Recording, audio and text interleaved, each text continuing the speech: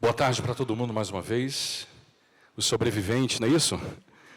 Que bom tê-los aqui. Agradeço demais mais uma vez a Abimed pelo convite em nome do Inmetro, na pessoa do Márcio, também a Denise, o Leonardo e o Juliano, para participarmos então desse nosso momento aqui, para falar um pouquinho sobre o panorama atual dos hacks de dispositivos para a saúde. Aqui, ao contrário da minha primeira apresentação, eu quero focar um pouco mais no papel do Inmetro nesse contexto dos hacks. E assim, eu sinto sempre que há uma confusão muito grande para quem está de fora dos três papéis que o Inmetro tem com relação a esse tipo de assunto, né? Então, a minha pretensão, nessa minha parte inicial, é pouco esclarecer esses papéis e depois focar um pouco mais naquilo que, de fato, é a nossa competência com relação a hacks de dispositivos para a saúde. Então, me permita fazer esse exercício primeiro anterior, para depois chegarmos ao ponto em que a gente vai entender qual é o papel do Inmetro nesse contexto. Primeiro, então, é aquela minha figura que você já conhece, e eu quero olhar agora essas duas áreas de competência aqui da nossa instituição. A Autoridade Reguladora para a Segurança de Produtos e também o órgão nacional de acreditação. O Inmetro, portanto, realiza essas duas competências em áreas diferentes. E elas conversam, de uma certa maneira, com aquilo que a gente chama de hacks para dispositivos de saúde, né? Então, eu vou começar lembrando aí primeiro o nosso papel como órgão acreditador. E aqui, né, o Brasil opta por um modelo em que apenas um órgão de Estado realiza a acreditação. Acho que todos nós aqui sabemos que outros modelos na Europa, nos Estados Unidos, a coisa não é tão assim amarrada na mão do Estado. Mas no Brasil a gente tem esse modelo em que apenas o Inmetro pode acreditar. E veja, eu quero ser preciso nos termos porque eles fazem diferença para a gente aqui. Aqui eu estou falando de acreditação. E acreditação significa exatamente isso aí, olha, atestar a competência técnica de um organismo de avaliação da conformidade. Um organismo de avaliação da conformidade precisa ter a sua competência atestada pelo Inmetro. E aí, nesse caso, para quem é OCP, tem a ISO 17065, e para quem é laboratório de ensaio, 17025. Então, lembra que a gente está falando aqui de uma competência que não é aquela que eu realizo. Eu sou do Inmetro, mas não tenho nada a ver com esse negócio aqui. Tá bom? É que as pessoas de fora vêm, mas você não é do Inmetro? É, mas eu sou de uma outra área. Aqui a gente está falando de acreditação. Esse é o pessoal que vai lá, faz a auditoria, avalia os ensaios, define escopo. Esse negócio leva em torno aí de 1 ano, na melhor das hipóteses, não é isso? Ontem o pessoal do IPT estava aqui comentando um pouco da experiência deles nisso. E aqui a gente está falando do papel de acreditação, que cria o sistema adequado para se utilizar as ferramentas de avaliação da conformidade. E aí não precisa ser nem o Inmetro para usar isso aqui. O pessoal da Anatel lá utiliza esse sistema de laboratórios acreditados, de organismos de avaliação da conformidade acreditados pelo Inmetro. Muita gente não tem essa clareza, mas aqui é um papel de Estado que não tem nada a ver com o papel regulamentador. Tem a ver com essa questão de acreditar esses organismos avaliando a competência técnica. E também eles supervisionam a atuação desses OACs e aplicam sanções também em caso aí de não conformidade com suspensão e cancelamento. Então essa é uma área.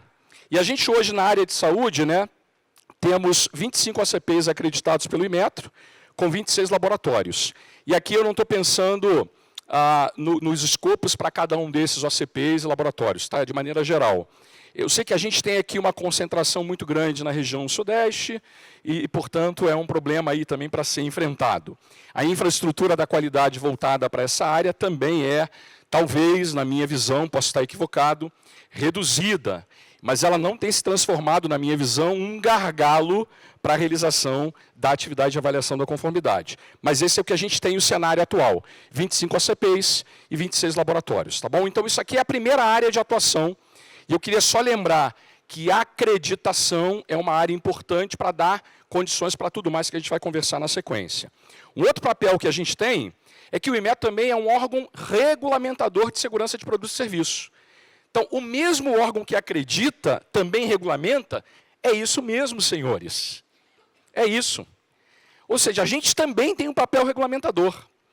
E quem são os laboratórios que a gente usa? Acreditados por quem? Pelo Inmetro. Mas que negócio esquizofrênico, né? Não é esquizofrênico, não. Mas é porque a nossa instituição, além de acreditar, acredita. Ela acredita. Além disso, ela também é regulamentadora. Tem uma outra área do Inmetro que responde pela segurança de produtos e serviços. E aqui, é bom lembrar algumas características do nosso papel de regulamentador. Primeiro, nós regulamentamos de forma suplementar. Tudo aquilo que não é da competência de outros reguladores é a nossa competência. Então, vou usar essa expressão com todo carinho. Sobrou é do Inmetro. Tá bom? É que ele chama de suplementar ou residual. Por isso que a nossa cartela de produtos regulamentados é tão ampla. Tão ampla. De cadeira plástica monobloco, passando por capacete, pneu, cilindro de GNV, cachaça, chupeta. Não, chupeta é da Anvisa. Estou brincando, chupeta é nossa. Brinquedo, chupeta é nossa. Brinquedo, mais o quê? Por aí vai, a lista é grande, gente. São 600 produtos. Um pouco mais de 150 regulamentos. Então, isso que a gente está falando, a gente é suplementar. Tem muita coisa que a gente poderia também estar regulamentando e a gente não faz porque não tem braço para isso. Então, meu ponto aqui, a gente também regulamenta nessa área que a gente chama de suplementar. A lista é bem grande, mas é só para vocês entenderem que nós temos um papel também de regulamentador. E, nesse caso, a gente define requisitos técnicos compulsórios para produtos e serviços, 109 regulamentos vigentes atualmente, autoriza a comercialização desses produtos ou prestação de serviço no país, temos também registro e anuência para os nossos produtos e nossos serviços, e também podemos realizar o poder de polícia administrativa. Os fiscais do Inmetro se restringem a fiscalizar os objetos regulamentados pelo Inmetro. Eles não podem agir naquilo que não é da nossa competência legal, ok? Esse é um outro aspecto importante aqui, e está lá o selo bem conhecido aí por vocês, que é da segurança compulsória nesse caso, tá? Além disso, a gente tem tido a preocupação também, como eu já comentei na minha fala anterior, isso aqui é um esquema um pouco do nosso modelo, do nosso caminho da medida regulatória, né? Eu não vou ficar aqui cansando vocês com tudo isso, mas a ideia aqui principal é mostrar que a gente tem agora a preocupação de ter uma agenda regulatória. Aquela figurinha ali segurando a plaquinha, né, é para dizer que a gente está muito preocupado em perseguir, para aquilo que é da nossa competência, uma agenda regulatória muito clara que dê previsibilidade para o setor regulado, dê previsibilidade para a sociedade, permita que a gente tenha planejamento para alcançar essas metas de maneira organizada. Então, essa é uma figurinha que a gente vem construindo internamente para ajudar a entender um pouco a maneira como a gente vem trabalhando naquilo que é da nossa competência legal regulatória. E tem uma última área, essa é a área que vai nos interessar aqui. É que o Inmetro também coordena as atividades de avaliação da conformidade no país. Então, veja bem, aqui é uma outra área. Acredita, regulamenta aquilo que é da competência legal dele e também coordena as atividades. E aqui que a gente tem uma interface com a Anvisa. É aqui. Então, tudo que eu falei até agora podia ter sido titulado da minha palestra. Mas eu gastei toda essa saliva para mostrar que tem uma lógica nesse papel nosso, que é um papel diferente dos dois anteriores. Aqui a gente coordena as atividades de avaliação da conformidade. Deixa eu explicar um pouco melhor isso. Significa dizer que a gente provê regras de avaliação da conformidade para uso por outros regulamentadores. E, nesse caso, tem que haver uma delegação de competência para nós. Ok? Nós não podemos nos arvorar a ocupar essa posição se não houver uma delegação de competência. Segunda coisa é, tudo que é definido no RAC, Juliano está aqui para não me deixar mentir, está sempre combinado previamente com quem? Com o regulamentador. As partes interessadas. E as regras para avaliação da conformidade ou do serviço, se for o caso. Então, nada é feito à revelia da participação efetiva do regulamentador. Terceira coisa importante, o Inmetro publica o RAC na portaria própria. Né? A gente chama de PAC ou RAC, que são os requisitos de avaliação da conformidade. Mas tem um último ponto aqui importante. Ele também realiza a gestão desse esquema, desse PAC, esclarece dúvidas, harmoniza regras com OCPs, atende demandas da sociedade e também, quando necessário, aperfeiçoa os RACs. Sempre alinhado com quem? Com o regulamentador. É uma parceria muito produtiva, sempre muito amigável, sempre muito azeitada, mas estabelecendo essa lógica que eu estou apresentando nesse slide. Mas tem uma outra coisa que eu julgo importante. Para vocês terem ideia, olha o que a gente tem hoje na nossa cartela de PACs, de hacks, que são de outros reguladores. São 37 no total. Anvisa, NTT, ANP, CONTRAN, CONAMA, MAPA, Serviço Florestal Brasileiro, Instituto Nacional de Tecnologia da Informação e Ministério do Turismo. Tá bom para você? A gente joga em várias posições. É quase o Ronaldinho da avaliação da conformidade. Tá bom? E aí estão os números. 8 com Anvisa, 3 com NTT, 3 com CONTRAN e 10 com CONAMA. Mas aí eu não queria esgotar aqui todos eles, mas só para vocês terem ideia do que eu estou falando. Então aqui a gente provê o esquema para que o regulamentador tome então as decisões com base nesse documento. Outra coisa importante, no caso da Anvisa especificamente, eu trouxe aqui para exemplificar o meu ponto, a gente entra como provedor de esquema da avaliação da conformidade, a Anvisa é a regulamentadora do objeto, é ela quem define os requisitos por meio das suas resoluções, autoriza a comercialização, fiscaliza, aplica sanções e define a obrigatoriedade da certificação. Gente, é muito importante isso aqui. Se eu pudesse deixar uma única informação para você nessa minha palestra, seria essa daqui. Porque o que tem de gente que vem para a gente reclamar lá do produto, lá, que a gente é provedor, para a gente fiscalizar, não está no gibi. Ou então quando pergunta, mas vocês obrigaram... Não, a gente não obrigou nada. Quem tornou compulsório foi a Anvisa, por razões técnicas plausíveis, adequadas. Mas é só para entender que esses papéis eles estão claramente definidos e a gente, portanto, tem um instrumento de delegação, uma portaria interministerial que define, então, essa nossa participação no processo. Então, esse slide aqui é para ajudar um pouco a colocar cada um no seu quadrado, não é isso? Ado, cada um no seu quadrado. O Inmetro tem um quadrado e a Anvisa tem outro.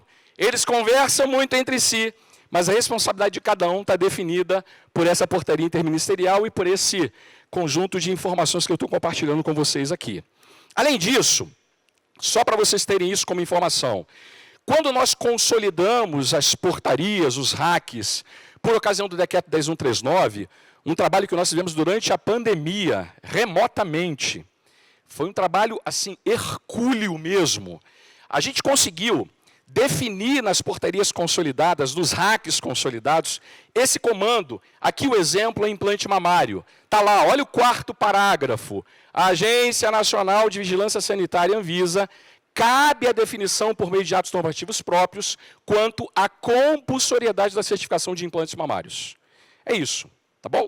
Nós não somos aqueles que têm competência legal para fazer isso. E embaixo, para não ficar nenhuma dúvida, não compete ao Inmetro a regulamentação técnica de implantes mamários, bem como o exercício do poder de polícia administrativa contra o objeto, cabendo exclusivamente quanto ao uso da marca, tendo por foco o cumprimento das regras de avaliação da conformidade. Veja, isso aqui é um bom exemplo do que a gente andou esclarecendo recentemente. Todas as portarias e hacks estão agora com esse comando para deixar essa participação nossa circunscrita àquilo que está previsto legalmente. E isso também não foi feito à revelia da Anvisa. Não há nenhuma rusga nisso, muito pelo contrário. É bom para a Anvisa e é bom para a gente, para que todo mundo saiba exatamente qual é o papel definido por cada órgão nesse sentido, tá bom? Aí, eu queria mostrar para vocês um pouco qual é a cartela, né, daqueles 8 que eu apontei lá atrás, que fazem parte hoje dessa parceria, dessa sinergia entre o Inmetro e a Anvisa. Então aí, chupeta da Anvisa, viu? Alguém me brincou, está lá, chupeta. E está lá, olha, o modelo de avaliação da conformidade é tudo certificação, as portarias consolidadas. A gente fez esse trabalho, portanto, lá em 2020, 2021. E estão aí os números, né, que vocês conhecem melhor do que eu, inclusive. E esses que estão marcados em asteriscos foram hacks que a gente já aperfeiçoou depois da consolidação, tá?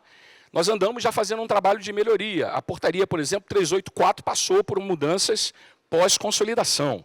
Denise participou ativamente desse negócio, não é isso? Então, também, equipamento sobre a agulha hipodérmica também, a gente fez algumas mudanças depois da consolidação. Esse marcado em amarelo, implantes mamários, é o que a gente está agora trabalhando. Então, eu queria aqui fazer um spoiler. Karen me permite, não é isso? Então, está aqui na agenda regulatória, portaria 786, que é a portaria que a gente tem a nossa agenda regulatória para esse ano, 56 itens, como eu já falei aí. Então, se você tiver que chorar, não chore comigo, porque eu tenho muito trabalho pela frente. Tá bom? E a ideia aqui é mostrar que o item 49 são implantes mamários. A gente está aperfeiçoando essa portaria, também em parceria com a Anvisa. A gente teve reuniões recentes, trocamos e-mails, definimos aí algumas mudanças importantes nesse RAC. E para dar para vocês o que a gente andou fazendo, está aí, olha, vamos incorporar a regra de uso de amostra de contraprova e testemunha. Havia um problema nesse RAC com relação a esse tipo de comando, então agora está sendo esclarecido e trazendo de maneira objetiva.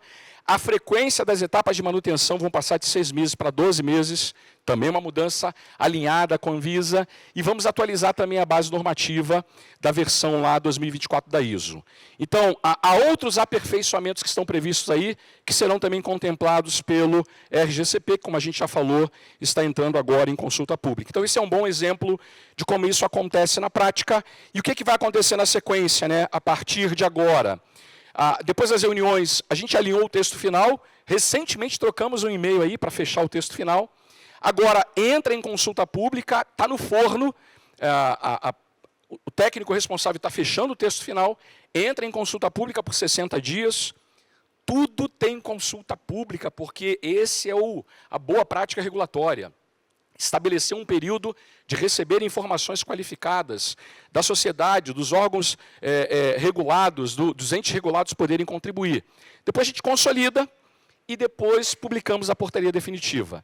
Essa publicação tem que ser até dia 31 de dezembro, porque é o prazo que a gente tem na nossa agenda regulatória, tá bom? Então, esse é um bom exemplo de como é que, na prática, essa parceria é feita entre a Anvisa e o Inmetro e as etapas previstas para a realização dessa atividade de aperfeiçoamento. Além disso, aí eu faço rapidamente aqui uma passagem em outros objetos, em outros RACs que também careceriam de aperfeiçoamentos. Agulhas hipodérmicas, temos um problema de atualização de base normativa, está aí um bom exemplo. Já temos uma versão da ISO 2022 que não está refletida lá só está de 2016. Também temos um problema semelhante em equipamentos sob regime de vigilância sanitária 384, também tem um problema lá. A ISO citada é 2009, já temos a 2020, então também é um outro exemplo. O mesmo vale para equipos de uso de transfusão, único de transfusão, também tem um problema lá em uma parte da ISO que não está atualizada, a parte 4 e a parte 8, na verdade, as duas partes. E também uma de 2016, que já temos a versão 2022. Veja, a gente tem que ficar o tempo todo monitorando essas coisas para poder atualizar os RACs. E aí, o que eu tenho que fazer hoje? Abrir um aperfeiçoamento com uma portaria publicada de aperfeiçoamento, consulta pública, para poder atualizar essa base normativa, tá bom? E aí, não se canse não, porque tem mais, gente. Seringas hipodérmicas também está na mesma situação, também tem base normativa desatualizada, tanto em 2003 lá, como 2016, para esses itens que estão aí apontados. E, para fechar, a gente vai tentar, ou melhor, a nossa expectativa é resolver boa parte desses problemas com a atualização automática de normas técnicas. Então, esses casos que eu apontei, nós não precisaríamos criar um aperfeiçoamento específico para cada RAC para resolver esse problema, porque agora nós temos essa previsão no RGCP, com prazo de adequação, gatilho automático, considerando aqueles pontos que eu já elenquei na minha fala anterior, depois a gente esclareceu aqui também nas perguntas e respostas. Gente, era isso que eu tinha para dizer. Agradeço demais aí pela paciência de vocês. Está aí mais uma vez a missão do Inmetro, os meus contatos para quem desejar falar comigo.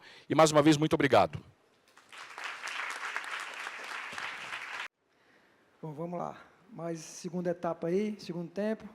Mais uma vez aí, boa tarde a todos. E vamos dar sequência então ao tema. Aí sim, acho que a participação da Anvisa é mais efetiva nessa discussão. E aí vamos abordar aí a questão dos RACs da parte de dispositivos médicos, né? Bom, e aí Só para contextualizar muito brevemente aí como começou esse trabalho de parceria aí da Anvisa e Inmetro, nesse processo de avaliação da conformidade. Hércules já abordou sobre essa portaria enfim, de avaliação de parceria entre o Ministério da Saúde, esse acordo, né, vamos dizer assim, entre o Ministério da Saúde e o MEDIC, e isso já vinha bem antes mesmo da criação da Anvisa, ainda no Ministério da Saúde, dentro da Secretaria de Vigilância Sanitária, já existia um programa instituído, que era o Sistema de Garantia da Qualidade de Produtos para a Saúde, que era o ProEquipo, e nessa época onde talvez foi onde o nascimento todo o processo de começar a construir um programa de avaliação da conformidade de dispositivos médicos. Aí começou com essa crescente, tudo no início foi um desafio, obviamente, como trabalhar nesse processo de certificação, de ensaios, enfim, tudo muito novo. Em 2009, então, foi aperfeiçoado então, essa parceria através desse acordo, e isso tem indo até hoje muito bem nos processos de construção e de harmonização e desenvolvimento desse processo de avaliação da conformidade. A Anvisa, criada em 99, em 99 a gente já tinha uma RE, que chamava RE 444, em 99, que já abordava o processo de avaliação da conformidade. Tudo no início é um desafio no processo de avaliação, mas a gente foi construindo isso, e é um pouco daquilo que a gente está abordando, da evolução dos hacks, das portarias, isso para as resoluções também. Com o tempo a gente vai evoluindo, vendo os desafios e aperfeiçoando. Isso faz parte do processo. Então, a gente vem trabalhando sempre nessa parceria, vamos dizer assim, no processo. Eu acho que o Hércules já citou muito bem o papel de cada um dentro desse processo. Aí, o Inmetro, com o seu know-how, vamos dizer assim, do conhecimento, da avaliação da conformidade, onde é o que coordena todo esse processo dentro da DICONF, ou dentro da acreditação ou auditoria junto com a SEGECRE, e a Anvisa como órgão regulamentador que traz a questão da certificação compulsória, né? Isso já foi muito bem dito, eu acho, pelo Inmetro, a questão da fiscalização, da atuação desses produtos no mercado faz parte da Anvisa. Talvez, exceção, talvez 2 produtos tenham, que o Inmetro também regulamenta, que tem da parte da DIMEL, que é os termômetros e os esfigmomanômetros, mas, mais uma vez, os requisitos que o Inmetro exige para esses 2 produtos específicos são voltados à área da metrologia e o nosso aspecto de preocupação na área de segurança e desempenho. Então, mas, fora isso, a grande maioria do volume de produtos realmente é atribuição da Anvisa de tornar isso compulsório, fazer a fiscalização e fazer a atuação desses produtos. Bem,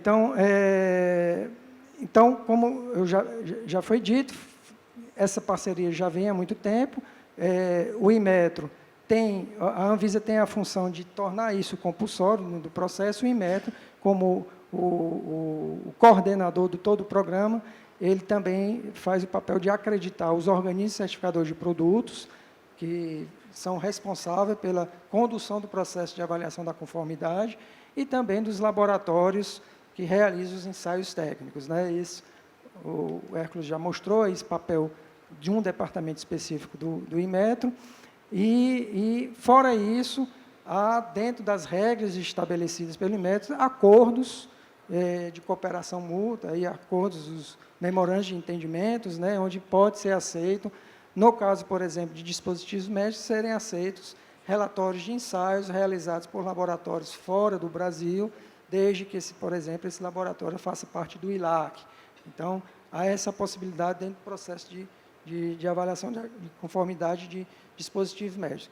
Como eu já abordei, na verdade não abordei, mas falando agora, do número de produtos hoje regulamentados na Anvisa, de dispositivo médico, ainda a grande maioria são produtos importados. Aí, eu diria em torno de 70% ainda são importados e 30% aí é indústria nacional.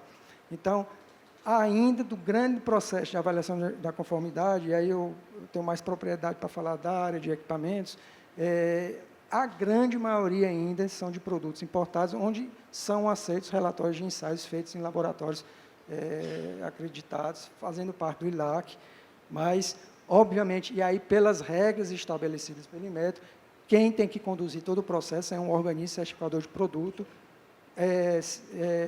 sediado no Brasil, né? E tem que ser um OCP brasileiro que faça o processo de avaliação da conformidade. Isso são regras estabelecidas e a gente determina só a compulsoriedade. E aí, o Hércules mostrou os programas e, como foi dito, para todo RAC que tem dentro da área de dispositivo médico, a Anvisa precisa tornar isso compulsório. E, para tornar isso compulsório, somente através de um regulamento, uma resolução de diretoria colegiada. Então, eu fiz questão de mostrar aí, para cada portaria do Inmetro, que trata o RAC específico, há um regulamento, uma resolução da diretoria colegiada da Anvisa, onde traz a sua compulsoriedade. Então, para os equipes de uso único de transfusão, tem a portaria do Inmetro 461 de 2021, junto com ela a compulsoriedade a 539 de 2021, que estabelece que esses produtos precisam ter o certificado de conformidade para um dos requisitos para você aprovar o produto na Anvisa, né? Da mesma forma, para as agulhas, tem a portaria específica 84 de 2021 do Inmetro, aí teve uma pequena alteração, a 385 de 2021, com ela tem a RDC 540 de 2021, que estabelece a compulsoriedade. Mesma forma para seringas hipodérmicas, a RDC 541 de 2021 e a portaria do Inmetro 458 de 2021 traz o RAC específico. Para as luvas cirúrgicas, tem uma resolução 825 de 2023, traz a compulsoriedade. Para o Inmetro, tem a portaria 485 de 2021, que define os requisitos, aí, as regras para avaliação da conformidade. A 550 de 2021 para implantes mamários, e aí que foi citada aí pelo Ex, que agora está em processo de... Vai estar ainda, né, em processo de alteração, aí, de revisão, que é a portaria 5 de 2022. Para os preservativos masculinos, aí, então tem a 554 de 2021 da Anvisa, e para o Inmetro é a 266 de 2021. Então, e por fim, aí a de equipamentos, que é a RDC 549 de 2021, e aí equipamentos tem uma particularidade onde a resolução, a RDC 549, ela traz a compulsoriedade, mas ela lista aí o número das normas, aí quais são esses produtos que são realmente sujeitos à avaliação da conformidade. Então, a gente vincula uma instrução normativa, e aí sim, nessa instrução normativa, ela é periodicamente atualizada, aí, onde ela traz uma lista de normas técnicas. Essas normas técnicas são periodicamente atualizadas a nível de IEC, de ISO, e a gente vai seguindo essas atualizações dentro dessa discussão e que a gente faz periodicamente. E aí, abrindo só um parênteses, a gente sempre envolve o setor regulado, os OCPs, os laboratórios, o Inmetro, sempre quando a gente vai atualizar isso, porque requer uma discussão de infraestrutura laboratorial, o laboratório que vai ser acreditado a determinada norma, qual a perspectiva desse tempo para se acreditar, de ter essa infraestrutura, a indústria a se adaptar àquela norma. Então, a gente discute isso em conjunto para fechar um tempo, um prazo de adequação, e é o que a instrução normativa define, além da lista, esses prazos de compulsoriedade, assim dizendo. Então, junto com ela, 549, aí sim tem a portaria 384 de 2020, que traz processo de avaliação da conformidade de equipamentos ao regime de vigilância sanitária. Então, para todos eles, nós temos a resolução e tem a portaria vinculante para definir um RAC específico.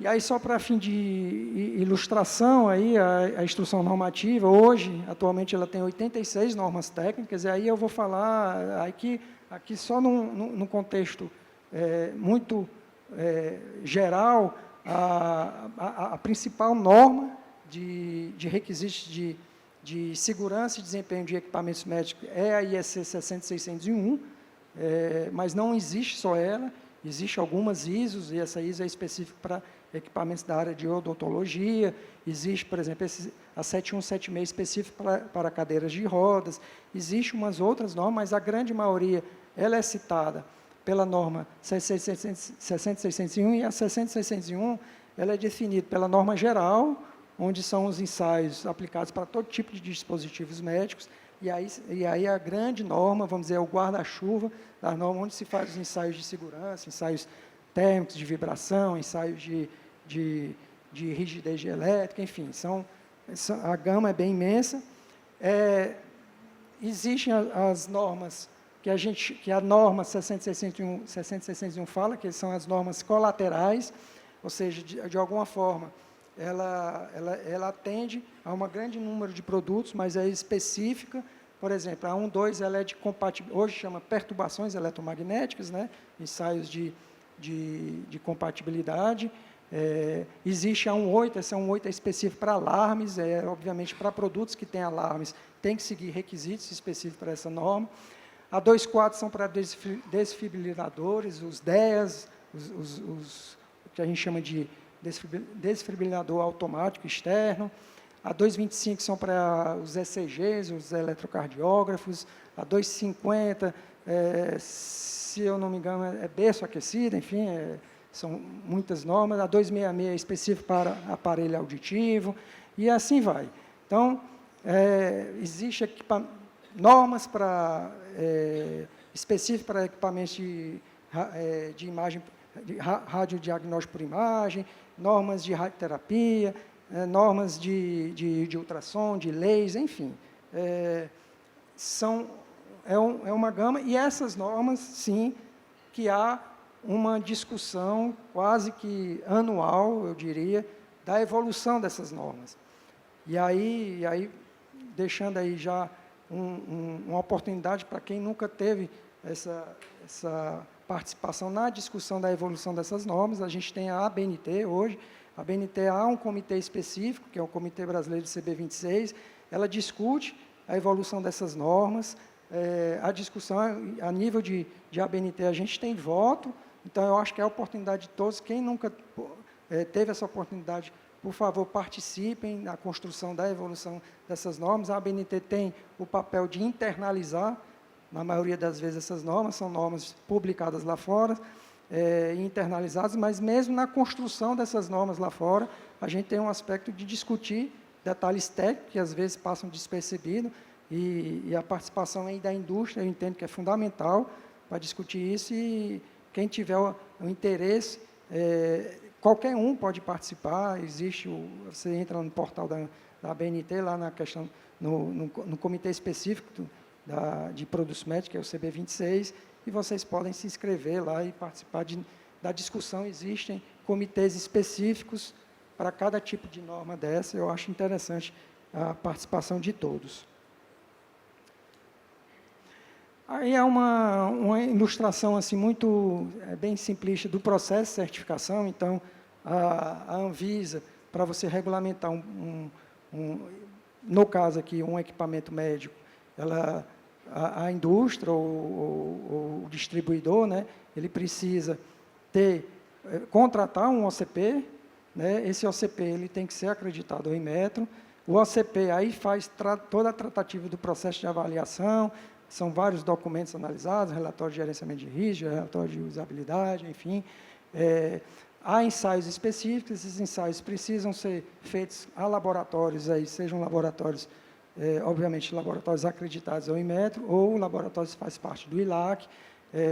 Uma vez tendo esse documento que a gente chama de relatório de ensaio, é sim encaminhado para o OCP, o OCP faz toda a avaliação, o OCP audita a indústria, e aí isso tudo definido nos RACs, e aí O RAC, por exemplo, a 384/2020 da portaria do INMET define esse processo de auditoria. Ele audita e emite um certificado. O que a Anvisa recebe é basicamente esse certificado, onde tem, obviamente, todo um processo de avaliação da conformidade desse produto. Esse certificado, e aí uma das evoluções do programa especificamente de equipamentos sob vigilância sanitária, que anterior a 384, os certificados tinham validades, então existia a recertificação, né, a cada 5 anos.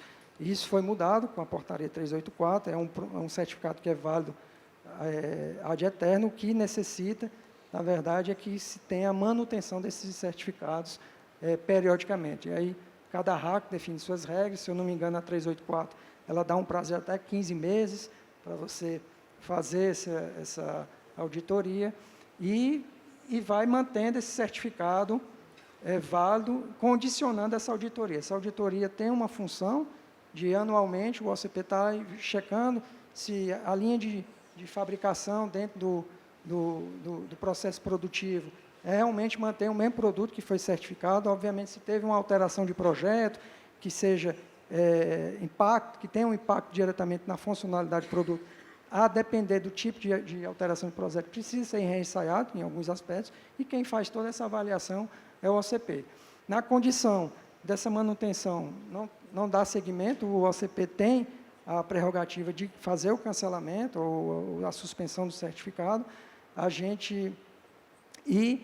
O regulamentador, no caso a Anvisa, especificamente para equipamentos médicos, a RDC 549/2021, ela vincula que o registro, para estar válido ou vigente, ela precisa que o certificado de conformidade esteja válido. Então, a gente tem um canal de comunicação com os OCPs nos informam a questão da suspensão do cancelamento do certificado, e a gente tem que atuar diretamente com o detentor do registro, aí, ou apresentar um novo certificado, ou seja, o registro ser cancelado.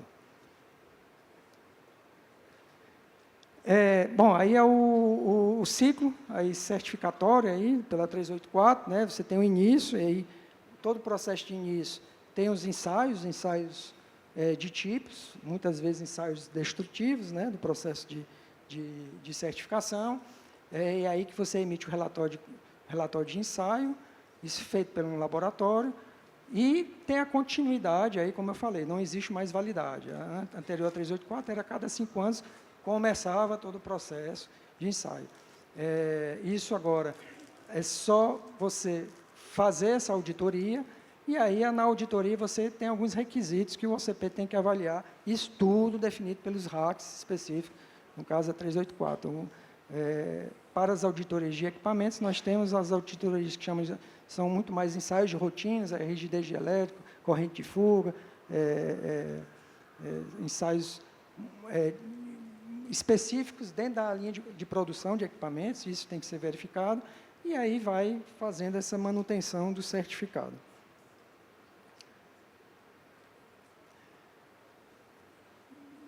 Bom, aí, uma observação que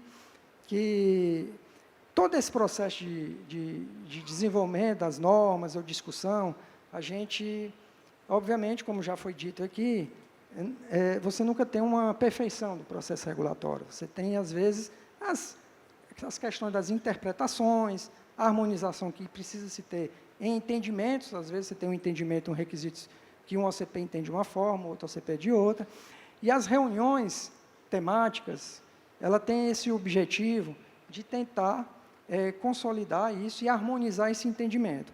O INMET, há muito tempo atrás, ele tinha essa portaria, até aí, eu citei ela, 321, era uma portaria, eram reuniões assim, bem produtivas, mas aí por decisões de governo, né, Hércules, houve um revogaço, à época o governo entendia que muitas portarias do INMET, aí o Hércules tem mais propriedade para estar falando isso, que não havia sentido, e revogaram, então deixaram de ter essas reuniões, e aí, no aspecto da preocupação da área técnica, de voltar a isso, e essa discussão, isso era um pleito que a gente entendia muito da indústria, dos OCPs, dos laboratórios, a própria Anvisa tomou a rédea, vamos dizer assim, desse processo de reunir todos esses participantes, e a gente faz isso desde 2023. Então, ela, de certa forma, ela não é algo formalizado, como era pelo IMET através de uma portaria, mas é algo que a gente convoca as associações, os OCPs, laboratórios, o Inmetro participa também, a ABNT, e de uma forma informal, mas de certa forma, isso tudo com ata registrada, gravação, a gente tenta harmonizar esses entendimentos que às vezes não é, vamos dizer, saudável dentro do processo de avaliação da conformidade, né? Então, esse era o objetivo, continua sendo. Esses são os participantes, e aí, só para contextualizar, começamos em 2023, eu acho que tem sido, na minha visão, produtiva, e a ideia é a gente continuar com esse mecanismo de levar isso, nessa forma de harmonizar todos esses entendimentos. Hoje mesmo eu estava discutindo com alguém da indústria, uma empresa específica, ela estava falando ainda de alguns problemas do processo de emitir certificado, de divergência de entendimentos. Aí eu falei, você tem que trazer isso junto à sua associação e levar para a reunião. A gente não pode adivinhar do nada os problemas que estão acontecendo na ponta. Então, esse é um objetivo que eu acho que tem sido produtivo. Há um pleito, eu já sei, por parte de um outro segmento, que voltado às reuniões para a área de materiais. Isso eu já passei para a Patrícia, que não sei se ela está aqui, a Patrícia sabe dessa importância, mas aí eu vou defender a área de materiais. Realmente, o volume de trabalho é tão absurdo que, às vezes, você não consegue dar tempo de trazer essa discussão, mas ela está entendendo a importância que é de trazer isso também para a área de materiais. Eu acho que isso é um ganho para todos os setores, até mesmo para a Anvisa. Então, acredito eu que, brevemente, ela consiga conduzir também esse processo junto à área de materiais para os hacks específicos de materiais. Tá? Bom, e aí, para não deixar o nosso amigo Leonardo aí de fora da discussão, né, Leonardo, a gente tem um envolvimento junto com a Anatel para alguns processos. E aí é importante vocês entenderem que todo o requisito que a gente trabalha com a Anatel não tem nenhum vínculo de compulsoriedade do ponto de vista do aspecto que a gente discutiu até agora, da avaliação da conformidade, de regulamento específico. O que a Anvisa se preocupou já há muito tempo atrás e que fez com que emitisse essa nota técnica na época, é que já existiam no mercado muitos produtos, dispositivos médicos, com as características técnicas que envolviam regramentos por parte da Anatel. E, na época, eu me lembro, o Davidson veio nos procurar porque havia,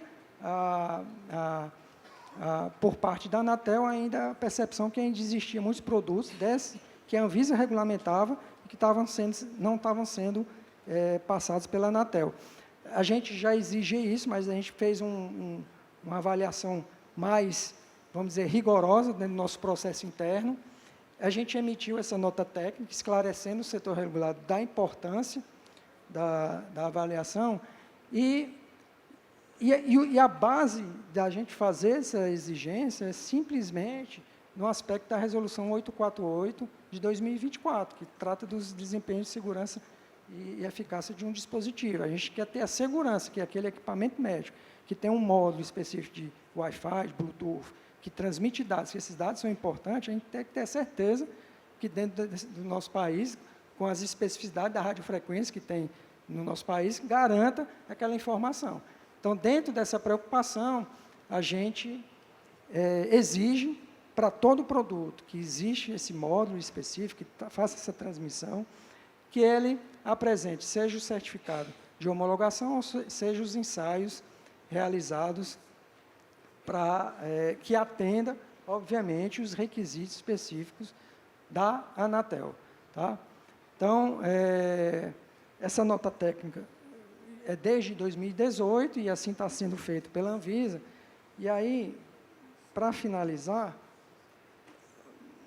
há uma dúvida que de certa forma, comum no setor regulado, é que existem alguns ensaios dentro do processo de avaliação da conformidade, que é o que eu citei, a norma 60601-1-2, que é a de perturbação eletromagnética. E há, às vezes, essa interpretação do setor, da indústria, que esses ensaios são exatamente os ensaios que a Anatel exige. E não é. Então, a gente, uma vez ou outra, a gente recebe esses relatórios para atender uma determinada exigência técnica da área técnica, que precisa apresentar ou os relatórios de ensaios da Anatel ou o certificado de homologação, e apresentam isso. E a gente precisa reiterar a exigência, informando que isso não é a mesma coisa. O que na norma 60601-1-2 tem alguns aspectos, alguns ensaios, que são, sim, similares da Anatel, mas não são todos. A Anatel tem, e aí eu acho que o Leonardo vai ter mais propriedade para estar falando sobre isso, mas e aí sim eu acho que, talvez, como um pleito da indústria, tentar aquilo que tem similaridade de ensaio, poder ser aceito. Aí eu acho que a gente precisa fazer um trabalho junto com a Anatel, a Anvisa, as associações, para não ter a duplicidade de ensaios específicos para determinados itens, mas não são todos. E isso aí a gente poderia evoluir nesse sentido, mas deixando claro que a homologação da Anatel ela tem requisitos específicos, e elas são específicos para o nosso país. Não há um aproveitamento de ensaios, né, Leonardo, fora do Brasil, que possa ser aceito pela Anatel, mas eu acredito que o Leonardo possa esclarecer melhor. Tá bom? E é isso, aí é um panorama muito breve aí desses hacks, dos requisitos, das resoluções nossas, da compulsoriedade, e estamos aí à disposição para eventuais dúvidas. Muito obrigado, gente.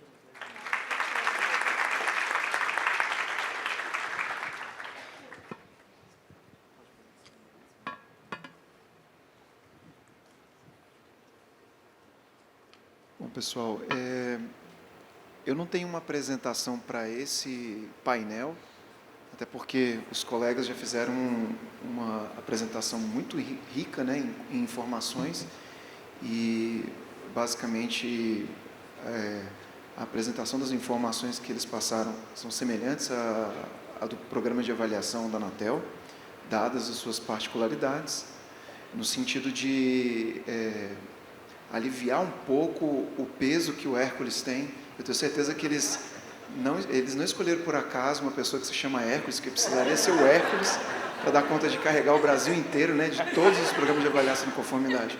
Então, para aliviar um pouco essa tensão, a Anatel ela define o seu próprio regramento em termos de relatório de avaliação de conformidade do programa, né? O esquema de certificação é próprio da Anatel, com base na experiência que a gente já tem, que veio do Ministério, e a gente aperfeiçoou com a criação da agência reguladora, né? Então, o próprio órgão define o seu programa de avaliação, o seu esquema de certificação, e publica a compulsoriedade da adoção daquele regulamento dos requisitos técnicos, né? Aí eu vou chamar a atenção para esse caso que o Juliano muito bem colocou, né, quanto à questão de requisitos que são semelhantes do que é avaliado dentro do programa da Anvisa e Anatel. É importante, para a gente estar na mesma página, né, indicar que, como eu tinha comentado, quem teve a possibilidade de acompanhar a reunião mais cedo do panorama atual de certificação da Anatel, que é dever da Anatel prezar pela proteção do espectro radioelétrico. Quando a gente fala de compatibilidade eletromagnética, a gente está falando de uma seara de avaliação que tem total relação com o espectro de radiofrequência, porque é justamente para atender os requisitos de compatibilidade eletromagnética, para prevenir que esses equipamentos possam gerar emissões não intencionais ou possam ser perturbados em termos de desempenho, né, por conta de perturbações eletromagnéticas, seja ela de forma conduzida pela rede de energia elétrica ou de forma radiada, né. E aí a gente comentou na apresentação mais cedo que a gente está falando de dispositivos que são utilizados em ambientes críticos, né? Ou que têm papéis que eles não podem estar susceptíveis à interferência, porque se eles pararem de funcionar ou apresentar uma informação errada em termos de comunicação, na geração de um diagnóstico, a gente pode ter um risco elevado, né? A gente estava comentando aqui que o Inmetro tem os seus classes, níveis de risco, vou até dar uma estudada depois para me inteirar aí quais são esses níveis de risco, né? Eu confesso que eu não tenho essa informação, mas não é por acaso. A gente tem a classificação de níveis de risco justamente para se garantir quais são os tipos de produtos que, por conta do seu grau de risco, eles têm que ter um acompanhamento mais próximo. Então, a Anatel, na hora de definir o seu programa de avaliação, o seu esquema de certificação, se é por declaração, se é por certificação, com acompanhamento de organismo certificador, é justamente para garantir essa preocupação quanto ao risco que aquele produto tem, né? E quando a gente fala de equipamentos eletromédicos, a gente tem esse nível em termos do ambiente eletromagnético. Então, quando eu comentei com vocês na apresentação mais cedo, que cada instrução normativa, cada regulamento internacional, ele define requisitos específicos para o seu ambiente eletromagnético, o Juliano colocou a recomendação IEC, a norma internacional IEC 61101, se eu não me engano, né? Ela é uma norma específica para avaliação do ambiente eletromagnético de equipamentos médicos, né? Os que são adotados pela Anatel, eles avaliam os equipamentos de tecnologia da informação e de multimídia, né? Então já são outras normas internacionais que no seu escopo ele define qual o ambiente eletromagnético, quais são os limites que devem ser atendidos para aquele ambiente eletromagnético. Então aí a gente já separa os mundos, né?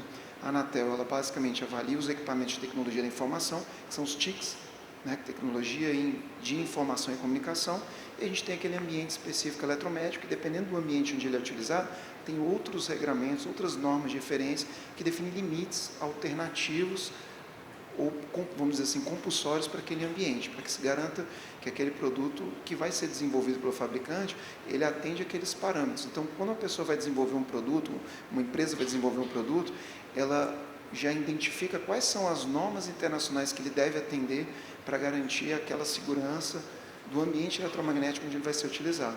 Então, até pensando nisso, que a agência publicou em 2023, a consulta pública CP10 da Anatel para revisão dos requisitos técnicos para avaliação da conformidade eletromagnética dos produtos, justamente para que se colocasse lá não somente as referências internacionais aplicadas à tecnologia da informação, mas também os outros normas internacionais que são aplicadas para dispositivos elétricos, automotivos, de ambiente hospitalar, no sentido de que a Anatel pudesse abarcar dentro do seu regulamento todos os ambientes eletromagnéticos e direcionasse, né, quais seriam os limites mais adequados para essa avaliação para o seu ambiente de aplicação. Obviamente que a Anatel não está querendo usurpar a obrigação que seria, por exemplo, da Anvisa ou do Inmetro, no programa, por exemplo, de lâmpadas de LED ou de inversores no sistema de microgeração de energia, né? Mas no sentido de, somando a esses programas que já existem, poder atuar nos campos onde a gente não tem uma regulamentação específica em prol de proteção do espectro radioelétrico, que é normativamente responsabilidade da Anatel. Então, o objetivo aqui é somar e não sobrepor, como o Juliano falou, né? E, obviamente, como a gente está falando de módulos, a gente não tem aquela avaliação completa do produto, como a gente falou, e sendo um produto eletromédico, a competência é do órgão que atua dentro do tipo de produto, que seria o Inmetro, né?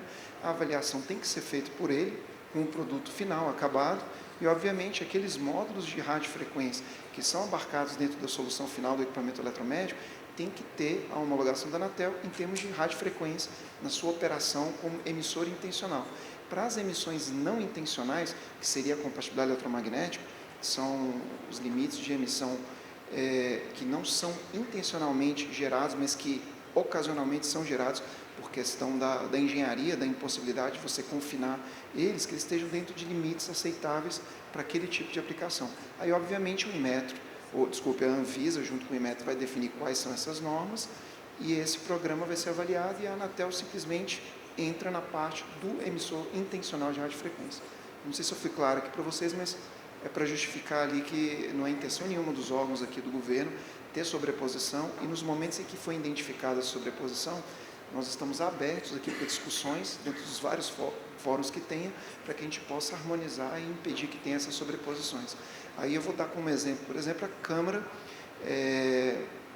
a Câmara de Avaliação da Conformidade, que é coordenada pelo MDIC, pelo Ministério do Desenvolvimento, Indústria e Comércio, onde ali a gente tem a possibilidade dos vários órgãos discutirem, né, essas sobreposições, alinhamentos, para que a gente possa ter, quem sabe no futuro, até uma marca única, né?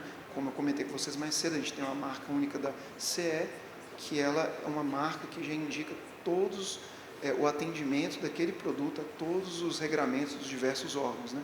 Talvez no futuro a gente consiga atingir uma evolução nesse nível, né? Obviamente que não vai ser do dia para a noite, a gente tem todo um rito regulatório a ser seguido, mas eu entendo, no meu ponto de vista pessoal, como um caminho que a gente pode seguir para evitar essas sobreposições e simplificar o processo de avaliação da conformidade brasileiro, o SBAC. Era isso, pessoal. Muito obrigado aí pela atenção de vocês. A gente fica agora disponível para atender as perguntas aí.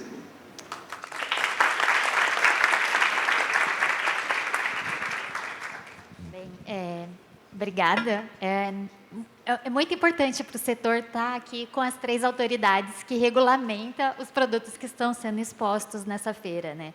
Nós estamos falando de tecnologia para a saúde, e isso é muito importante para um país como o nosso, que nós dependemos muito de tecnologias, principalmente para a saúde pública, e quando a gente percebe que tem essa evolução, trazendo isso para a nossa população, é importante garantir a segurança e a eficácia desses produtos. E eu, Juliana, tive o prazer de trabalhar na 384, ver a evolução da 54 para 384. Fui uma dos membros do comitê da ABMED, então estava lá no Rio, atormentando em metro, Anvisa também, com vários pontos da indústria.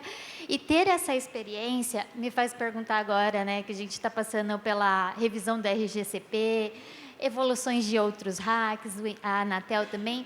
Qual seria a ferramenta que hoje vocês, como Inmetro, principalmente Inmetro, porque a Anvisa, o Juliano já falou qual a ferramenta que ele trabalha, o Inmetro e a Anatel vê como uma ferramenta de trabalho que a gente possa estar juntos, Inmetro, Anvisa, Anatel e as indústrias, fazendo, e os OCPs, os laboratórios, fazendo essa harmonização, porque, como vocês comentaram, a IEC 60601, a de eletromagnética, ela tem itens que muitas vezes o setor realmente tem dúvida, mas dentro de um grupo onde tem essa harmonização entre as 3 autoridades, ali vai ficar mais claro, e fica muito mais claro quando a gente passa essa transparência para o setor também. Então, qual seria a ferramenta que vocês enxergam para esse trabalho em conjunto na melhoria da regulamentação de dispositivos médicos no Brasil? Então, o Juliano comentou a questão da gente, lá atrás, utilizar as comissões técnicas, né? E, de fato, teve uma decisão governamental que fez a gente retirar essas comissões técnicas. Elas existiam de maneira perene. Elas eram uma espécie de fórum onde essas discussões aconteciam para subsidiar as tomadas de decisão do regulamentador, da Anvisa, do próprio Inmetro, na elaboração do RAC, aperfeiçoamento do RAC. Nós não temos mais esse cenário atual. O Inmetro teve que fazer uma portaria realmente retirando todas essas comissões técnicas. O que a gente tem feito atualmente? Como é que a gente tem trabalhado essa questão, né? A gente chama agora reuniões de partes interessadas. Então, durante o processo de aperfeiçoamento, elaboração de um RAC ou de uma portaria, a gente sempre chama todas as partes interessadas para construir conjuntamente esse texto final, e aí, obviamente, os especialistas, quem conhece do tema, o setor regulado pode se pronunciar, e é isso que a gente constrói para depois culminar com a consulta pública e depois com a reunião de partes interessadas que vão ser chamadas a partir daquilo que contribuíram na consulta pública. Então, esse rito regulatório continua prevendo uma etapa preliminar em que o Inmetro se posiciona chamando todo mundo para fazer essa conversa efetivamente. E talvez a experiência com a portaria 384, que o Juliano já comentou, dessa coisa ser um pouco mais perene, mesmo quando você não tem no radar ali a entrega de um RAC aperfeiçoado, pode ser ampliada para outros objetos. A gente talvez possa caminhar para essa aproximação. Eu acho que o Leonardo falou uma coisa importante, né? Há alguma sobreposição. Quer dizer, eu vou usar a palavra correta, há competências regulatórias diferentes, e que para quem está de fora acha que é sobreposição. Não é. Isso tem que ficar bem desenhado para que cada um responda por aquilo que é da competência legal definida por lei. Então, às vezes, esse problema pode ser melhor solucionado num ambiente onde você tem uma discussão bem ampla, com gente que conhece do tema, gerando, então, informação qualificada para avançar nas próximas etapas. Mas o IMETRO já tem feito e a gente não está fechando a possibilidade de abrir esse canal para que ele se transforme numa prática mais perene, além daquilo que acontece quando a gente tem um regulamento para ser aperfeiçoado. É isso. Eu só queria pontuar uma experiência, Hércules, que a gente tem visto nessas reuniões temáticas. Eu acho que está sendo... Isso é um aprendizado para mim também, para muita gente, para os OCPs, para os laboratórios. As discussões não necessariamente levam a alguma evolução do hack. Eu diria até o contrário. A grande maioria das discussões, o hack está bem robusto, mas às vezes são interpretações que, e aí talvez, quando eu falo em metro, mas talvez a presença da CEGEC seria importante nessas reuniões, porque às vezes são conduções de auditorias que o Inmetro faz, né, por parte da CEGEC, junto aos OCPs, teria um papel importante para elucidar, para harmonizar esses entendimentos. Mas não necessariamente é um trabalho que você vai com o resultado dessas reuniões, vai ter alguma atualização de um hack específico. É a harmonização e entendimento que, às vezes, envolve a CEGEC. Eu acho que isso que está sendo bem legal, o aprendizado.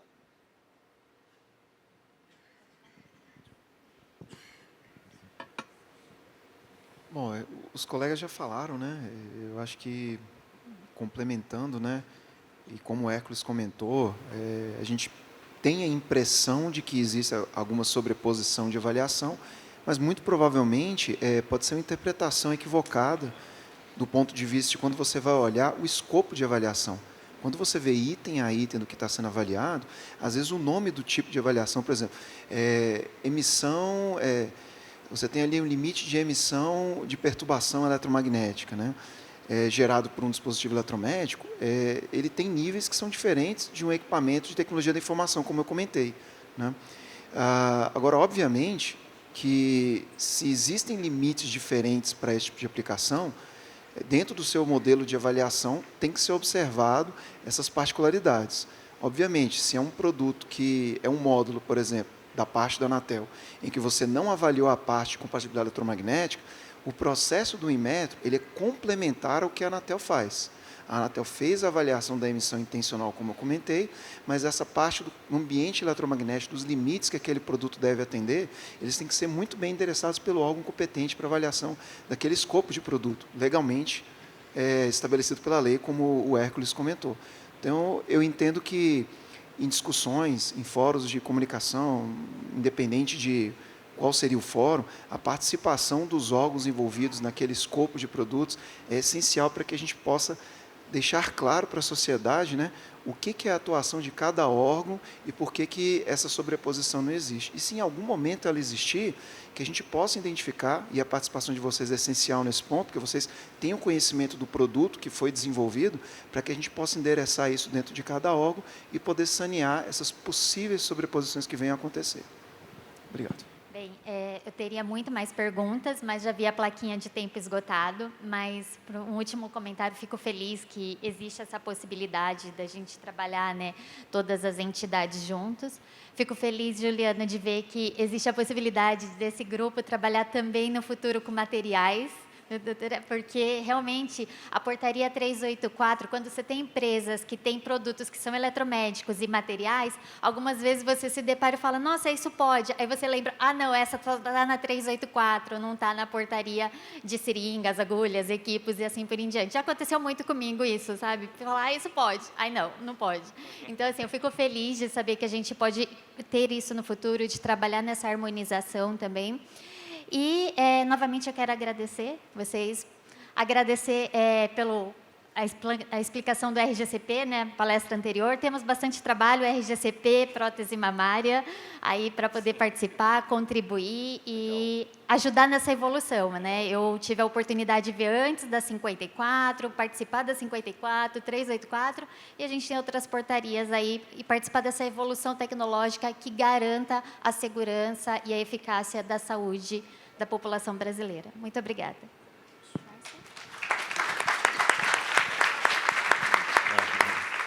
E antes de encerrar, eu gostaria de agradecer ao Dr. Aicros, Dr. Juliano, Dr. Leonardo e a Denise pela participação e vocês por toparem essa dinâmica, acho que é única, né, de reunir as 3 autoridades regulatórias. Acho que é muito bacana essa troca de informação, acho que é riquíssima. E eu gostaria só de ressaltar a importância de ter o grupo de discussão, até dar o testemunho, né, de que recentemente a gente levou um pleito de discussão sobre o entendimento da aplicação dos requisitos, do entendimento dos requisitos de teste de rotina, né? E enfim, a gente levou e aí a gente discutiu entre laboratórios e os OCPs, e tudo ali foi esclarecido. Algumas OCPs que estavam sendo afetadas conseguiram ter seus certificados emitidos e tiveram seus registros e conseguiram peticionar seus registros. Enfim, todo mundo saiu feliz e maravilha, né? Então, objetivo atingido, então, maravilha. E queria agradecer. E, por último, eu só queria passar a agenda de amanhã.